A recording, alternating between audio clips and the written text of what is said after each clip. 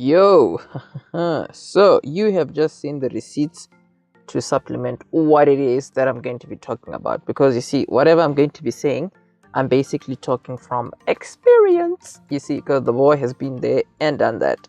So whatever I say, yeah, it's definitely something that I've already done and something that I've seen to work.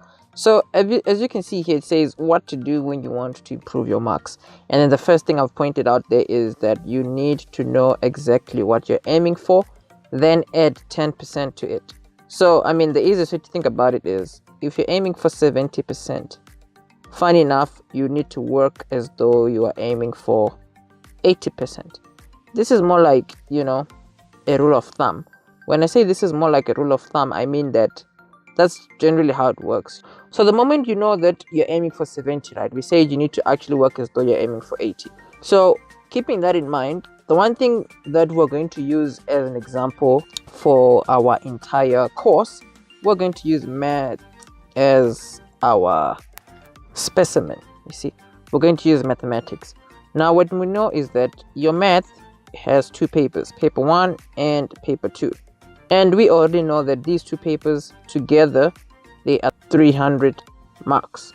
So these 300 marks, you basically want to break this down, obviously, into paper 1 and paper 2. So going deeper into this, right, if you're going to get 80% for an exam, you practically need 80% of 150 for each paper.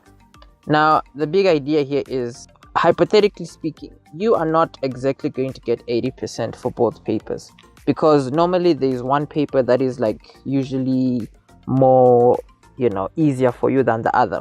But anyways, 80% of 150 is approximately 120 marks. Now, obviously, this can differ.